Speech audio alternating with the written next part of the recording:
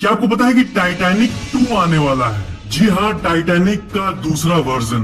क्या आप 2840 किलो अपने हाथों से उठा पाओगे? एक इंसान ने ऐसा किया है। और टाइटैनिक के रिग का एक ऐसा करोड़ों का फोटो जो कि आप पहली बार देखोगे लाइफ में। और क्या आपको पता है कि किलर व्हेल असल में डॉल्फिन्स होती है? So let's explore. क्या आपको पता है कि किलर व्हेल जो आप सुनते हो वो एक्चुअली में कोई व्हेल है ही नहीं, वो है एक डॉल्फिन।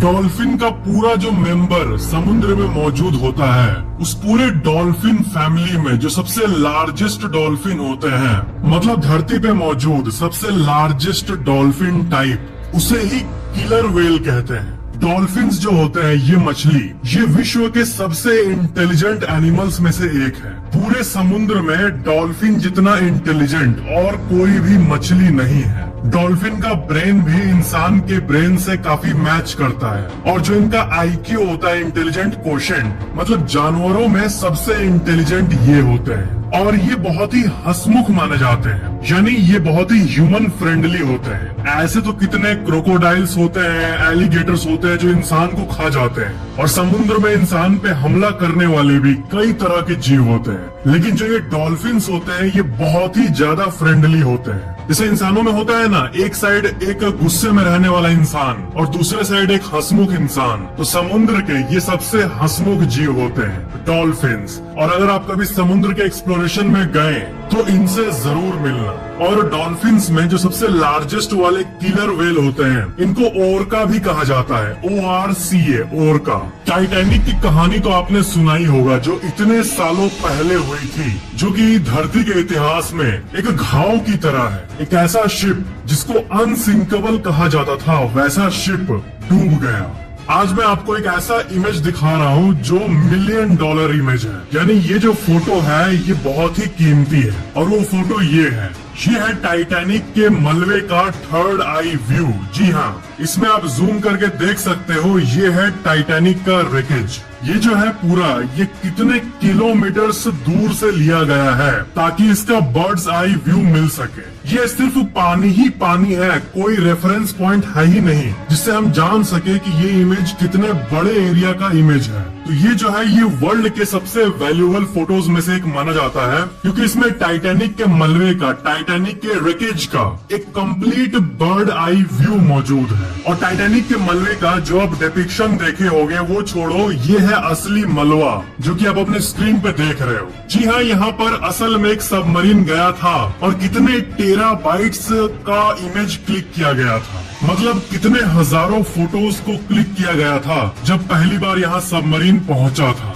टाइटैनिक डूबा था 1912 में, लेकिन इसका मलबा खोजते खोजते 1985 हो गया था। इतने सालों तक इसका मलबा मिला ही नहीं था, सोचो। क्या आपको पता है कि ऑस्ट्रेलिया की एक ship company blue star line है जो कि इस विश्व का दूसरा टाइटैनिक जहाज बना रही है। अप्रैल 2012 में इसकी शुरुआत हुई थी और 4000 करोड़ रुपए के बजट में इसको बनाया जा रहा है। ये जहाज ओरिजिनल टाइटैनिक से साइज में बड़ा होगा और इसका इंटीरियर और एक्सटीरियर दोनों जितना हो सके उतना ओरिजिनल टाइटैनिक की तरह होगा। और गवर्नमेंट के अकॉर्डिंग सेफ्टी रेगुलेशंस में जो चेंजेस करने होंगे कंपलसरी, बस उतना ही रिक्वायर्ड चेंजेस किया जाएगा और जितना हो सके इसको ओल्ड टाइटैनिक की तरह बनाया जाएगा, अपडेटेड सेफ्टी डिजाइन्स को नजर में रखते हुए। ये ओरिजिनल टाइटैनिक का ही रेप्लिका होगा। दैट्स गजब। एक सवाल जो बहुत बार पूछा गया है कि अगर टाइटन सबमरीन वाटर प्रेशर के चलते एक्सप्लोड कर गया, इम्प्लोड कर गया, तो जो ओरिजिनल टाइटैनिक जहाज का मलबा है जो इतने नीचे दब गया है, उस पे क्या समुद्र का वाटर का लोड काम नहीं कर रहा है? वो क्यों अभी मलबा ठीक ठाक मौजूद है? तो इसका आंसर ये है कि जो टाइटैनिक का मलबा आप देख रहे हो वो ऑलरेडी टूटा हुआ है। जब टाइटैनिक शिप डूबने वाले दिन 2 टुकड़ों में हुआ था, उसके बाद से वो स्लोली धीरे धीरे नीचे गिरता गया और वो समुद्र के ऊपर से लेकर स्लो होके फिर नीचे पहुंचा कितने सालों बाद। तो वो ऑलरेडी स्लो करके उतने प्रेशर में अपने आप को ट्रांजिशन किया है, धीरे धीरे करके ऊपर से नीचे आया है, इसीलिए वो अचानक से इम्प्लोड नहीं हुआ है। और ये जो लकड़ी है ये ऑलरेडी इतना ब्रोकन है, प्रेशर से मरा हुआ है। कमेंट में और एक सवाल आया था कि जो ओशन गेट में जो 5 लोग थे वो सिंपली तैर के गेट खोल के बाहर क्यों नहीं आ गए? तो इसका आंसर यही है कि वाटर प्रेशर इतना था कि वो गेट खुलना इम्पॉसिबल था। मानो गेट के ऊपर एक अपार्टमेंट का लोड है तो उसको अंदर से खोलना नामुमकिन था, लेकिन उतने प्रेशर में नेचर इस चीज को अलाउ करता ही नहीं। ये एक बहुत ही डीप सा फैक्ट है, इसको ध्यान से सुनना होगा कि हम एनर्जी के लिए कितने चीजों को बर्न करते हैं, जैसे कोयला, हाइड्रोजन, ये सब हमें एनर्जी देता है, पेट्रोल, डीजल। तो आपको पता है यूज करते करते सालों बाद जब ये सब चीजें खत्म हो जाएगी तो हमें बहुत हद तक रिन्यूएबल एनर्जी में शिफ्ट होना होगा। यानी फॉर एग्जांपल धरती का जो हवा है उसके जरिए जो टरबाइन घूमता है, तो जो धरती हवा दे रही है वो एक तरह से फ्री एनर्जी है। तो जो टरबाइन घूम रहा है उससे हमें एक तरह से फ्री इलेक्ट्रिसिटी मिल रही है, तो इसमें हम लोग को शिफ्ट होना होगा। तो इस एनर्जी जनरेशन की टॉपिक में एक फैक्ट है कि आयरन को भी यानी लोहे को भी एनर्जी के लिए बर्न किया जा सकता है, alternate to coal and hydrogen.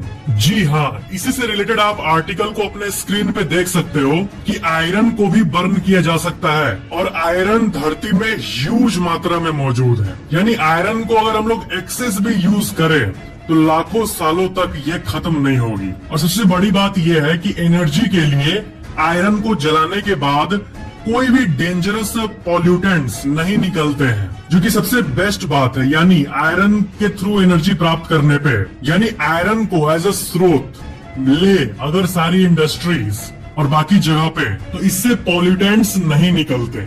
Internet के मामले में अगर किसी भी कंपनी का अनलिमिटेड 5G है आपके पास, जो कि आप शायद अभी तक ट्राई किए होंगे, आपको भी नहीं पता कि वो कितना वैल्यूएबल है असल में हमारे इंडिया के लिए। 5G जो टेक्नोलॉजी है वो ऐसी टेक्नोलॉजी है लिटरली कि 40 सेकंड के अंदर एक फुल मूवी डाउनलोड हो जाती है फोन में। मैंने खुद यूज करके देखा हुआ है उसकी स्पीड, जो कि 1 Gbps और मिनिमम 300-400 Mbps की स्पीड आ जाती है। जो लोग 2016 के पहले के इंटरनेट की दुनिया को देखे हैं उन लोगों को पता होगा इसका एक्चुअल वैल्यू, क्योंकि जनरली हम इंडियंस हमेशा इंटरनेट को बफरिंग से एसोसिएट करते आए हैं। जैसे पहले के मीम्स बनते थे कि हम YouTube देख रहे हैं और 10 बार बफरिंग हो रहा है, या फिर एक मूवी हम डाउनलोड करके छोड़ दिए हैं पूरी रात और डाउनलोड हो जाने के बाद हम सुबह देखते थे, या फिर किसी गेम को ओवरनाइट लगाकर डाउनलोड करते थे, या फिर मूवी 2-3 घंटे तक डाउनलोड होती थी तब जाके आती थी। तो इसी चीज को 40 सेकंड पर ला दिया है 5G ने, और वो भी इंडिया जो कि इतने पॉपुलेशन वाली कंट्री है यहाँ पर। तो जो टेक्नोलॉजी, जो कम्युनिकेशन के मामले में टेक्नोलॉजी इंडिया में है, वो सही में बाकी वर्ल्ड के कंपैरिजन में बहुत ही आगे है। इंटरनेट के थ्रू कनेक्टेड रहने वाली जो बात है, इसमें इंडिया को एक वरदान मिला है। ये वरदान कि हमारे इंडिया में जियो और एयरटेल जैसी इतनी इनोवेटिव और आगे की सोच रखने वाली कंपनीज एग्जिस्ट करती है। हाँ, कमाती है बहुत ज्यादा, वो तो बात की बात है, वो तो ऑफ कोर्स बिजनेस है, लेकिन जो ये सुविधा जो इतने 125 करोड़ लोगों को मिला है वो सही में बहुत ही औसम बात है। किसी भी इंसान के बॉडी की बात करें तो सबकी एक बॉडी की क्षमता होती है वेट को सहने की। क्या आप एक 20 लीटर की बाल्टी को अपने ऊपर रख सकते हो, उठा सकते हो, झेल सकते हो, या फिर 100 केजी के डंबल को उठा सकते हो? कई लोग प्रैक्टिस के साथ 200 केजी के, 250 केजी के डंबल्स को भी उठा लेते हैं अपने हाथों से। तो ये दिखाता है मसल की एक्चुअल ताकत को, जिसे कि कोई भी डेवलप कर सकता है अगर वो जिम में अच्छे से प्रैक्टिस करे तो। लेकिन इसका भी एक लिमिट है कि इंसान इतने केजी तक उठा सकता है। Guinness book of world record को अगर आप देखोगे तो पॉल एंडरसन नाम के एक वेट लिफ्टर थे और इन्होंने 6270 LBS वेट के यानी 2840 किलो के बारबल को उठाया था जिम के अंदर, जो कि the greatest weight lift ever raised by a human being आज तक के पूरे इतिहास में माना जाता है। इनका वेट अगर 100-150 किलो हो और ये 3000 किलो ऑलमोस्ट उठा लिए, यानी ये अपने बॉडी के हिसाब से 20-30 गुना वेट उठा पाए, जो कि इंसान के क्षमता को दिखाता है। तो हमारे नेचर में हर जीव का अलग अलग वेट कैपेसिटी है, लेकिन पूरे धरती के सारे एनिमल्स को अगर आप स्कैन करो तो डायबोलिकल आयरन क्लैड बीटल, ये जो बीटल है इसका पूरे हमारे नेचर में one of the strongest exoskeletons है पूरे नेचर में। ये अपने बॉडी के हिसाब से 39,000 टाइम्स उठा सकता है वेट, 20-30 गुना नहीं जो कि इंसान कर पाते हैं, बल्कि 39,000 टाइम्स अपने बॉडी वेट के बराबर ये अपने ऊपर सह सकता है, और तब भी ये पचकेगा नहीं।